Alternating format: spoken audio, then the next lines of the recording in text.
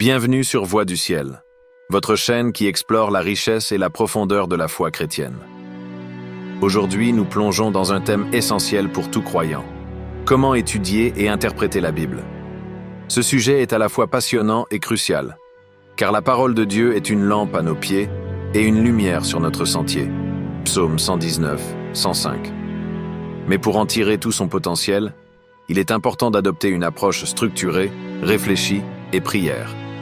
Préparez-vous à découvrir des clés pratiques et des principes profonds pour une étude biblique enrichissante. Chapitre 1. Pourquoi étudier la Bible? Avant de plonger dans le comment, réfléchissons au pourquoi. Pourquoi étudier la Bible? Connaître Dieu.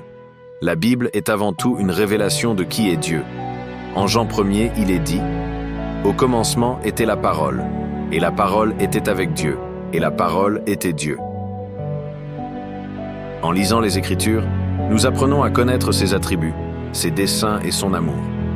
Dans notre quotidien, cela peut signifier mieux comprendre pourquoi certaines situations se produisent dans nos vies et comment Dieu agit à travers elles. Trouver un guide pour la vie. La Bible nous offre une direction morale et spirituelle. Elle répond aux grandes questions de la vie. Qui suis-je? Pourquoi suis-je ici? Quel est le but de mon existence?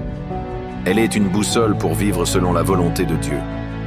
Par exemple, un chrétien confronté à une décision difficile, comme un changement de carrière, peut trouver des réponses en lisant des passages comme Proverbes 3, 5 à 6, qui nous exhortent à nous confier au Seigneur, approfondir notre foi. L'étude biblique nous aide à solidifier notre foi en nous permettant de comprendre et d'intégrer les doctrines chrétiennes. Comme l'apôtre Paul l'écrit en Romains 10, 17, « Ainsi la foi vient de ce qu'on entend, et ce qu'on entend vient de la parole de Christ. » Cela peut être particulièrement utile lorsque nous traversons des moments de doute ou de faiblesse spirituelle. Résister aux tentations. Lorsqu'on connaît la parole de Dieu, on est mieux armé pour résister aux tentations et aux déceptions du monde. Jésus lui-même a utilisé les Écritures pour contrer les tentations de Satan dans le désert. Matthieu 4. Pour nous aujourd'hui, cela peut se traduire par des choix éthiques au travail ou dans nos relations personnelles. Partager la foi. Pour témoigner efficacement de l'Évangile, nous devons comprendre son message. Une étude approfondie nous permet de répondre avec douceur et respect à ceux qui posent des questions sur notre espérance. 1 Pierre 3,15. Cela peut être aussi simple que d'expliquer à un ami pourquoi la foi chrétienne nous apporte la paix. Chapitre 2. Les préparatifs pour étudier la Bible. Une étude efficace de la Bible commence par une bonne préparation. Voici quelques étapes clés. Choisir un moment propice. L'étude de la Bible demande concentration et disponibilité d'esprit. Trouvez un moment où vous êtes le plus alerte, que ce soit le matin, à midi ou le soir. Beaucoup trouvent que commencer la journée avec la parole de Dieu leur donne une perspective spirituelle pour affronter les défis quotidiens. Un lieu calme. Créez un espace d'étude où vous ne serez pas dérangé. Un environnement paisible aide à la réflexion et à la prière. Dans une maison familiale bruyante, cela pourrait être une pièce fermée ou même un coin tranquille à l'extérieur. Avoir les bons outils. Outre une Bible, prévoyez des aides comme des concordances, des dictionnaires bibliques et des commentaires. Un carnet pour prendre des notes est aussi essentiel. Par exemple, une mère de famille peut noter des passages inspirants à partager avec ses enfants pendant le dîner. Priez. Avant de commencer, demandez au Saint-Esprit de vous guider. En Jean 16, 13, Jésus promet que l'Esprit de vérité nous conduira dans toute la vérité. Cette prière ouvre notre cœur à la révélation divine. Imaginez un étudiant priant avant de lire pour demander à Dieu de l'aider à comprendre comment appliquer la parole dans ses études. Chapitre 3. Méthode d'étude de la Bible. Il existe plusieurs approches pour étudier la Bible. Voici quelques méthodes populaires. L'étude par livre.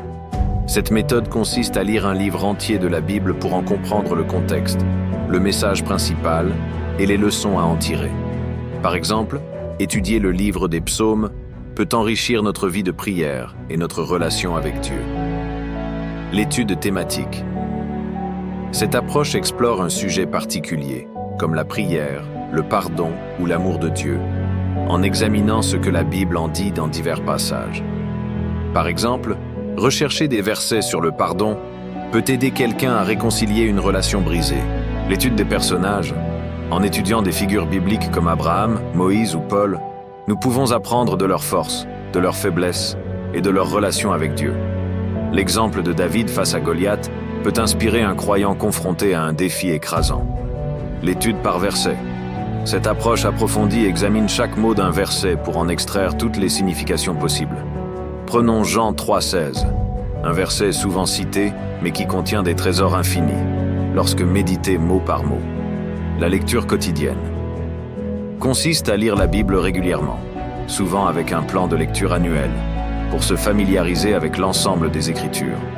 Cela peut être particulièrement utile pour un professionnel occupé qui souhaite nourrir sa foi chaque jour. Chapitre 4. Interpréter correctement les Écritures.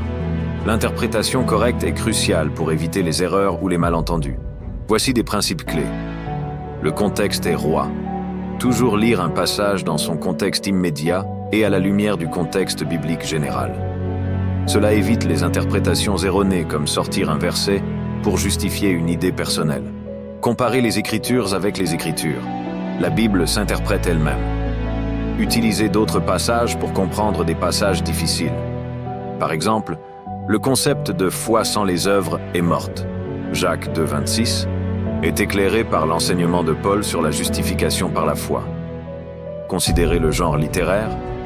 La Bible contient des poésies, des paraboles, des prophéties et des écrits historiques.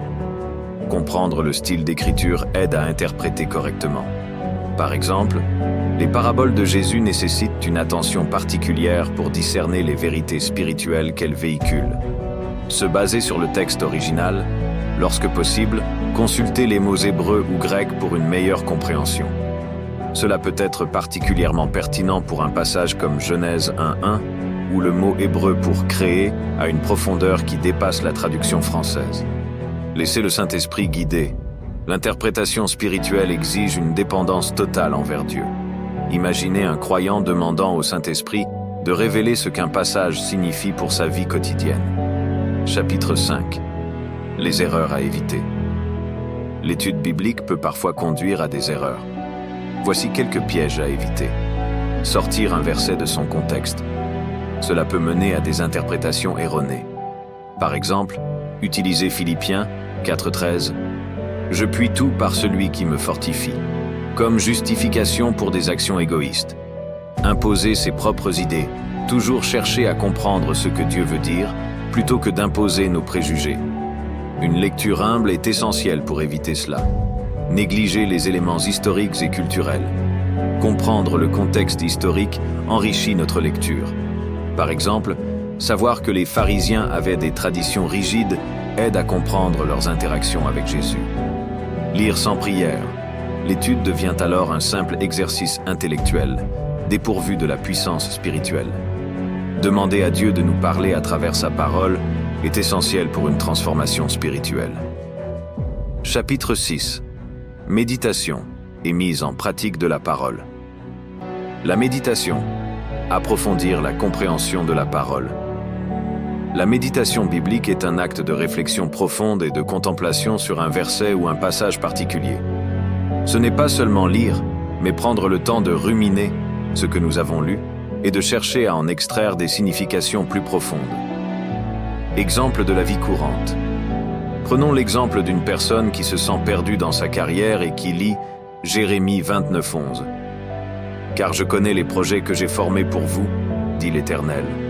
Projets de paix et non de malheur, pour vous donner un avenir et de l'espérance. Elle peut méditer sur ce verset et laisser Dieu lui parler à travers ce passage. Cela peut lui donner un sentiment de paix et de confiance, en sachant que Dieu a un plan pour sa vie. Mettre en pratique la parole. La foi vivante. L'une des clés de l'étude biblique est d'appliquer ce que l'on apprend. Jacques 1:22 dit « Mettez en pratique la parole et ne vous contentez pas de l'écouter en vous trompant vous-même. » Exemple de la vie courante. Imaginons une personne qui étudie Matthieu 7:7. « Demandez et vous recevrez. Cherchez et vous trouverez. Frappez et l'on vous ouvrira. » Elle pourrait appliquer ce verset en cherchant activement des solutions à une relation tendue avec un collègue, en priant et en cherchant des moyens de réconcilier la situation. L'importance de l'action. Inspiré par la parole. Méditer sur les Écritures ne sert à rien si cela ne nous pousse pas à agir. Mettre en pratique la parole de Dieu est une manière de rendre notre foi vivante. Exemple de la vie courante. Un parent qui lit Éphésiens 6:4 « Et vous, pères, n'irritez pas vos enfants, mais élevez-les dans la discipline et l'instruction du Seigneur » pourrait choisir de réagir avec patience lorsqu'un enfant se montre désobéissant. Conclusion. Merci d'avoir exploré avec nous ce thème vital sur Voix du ciel. L'étude et l'interprétation de la Bible sont des disciplines qui demandent du temps, de la patience et de l'engagement, mais les récompenses sont infinies.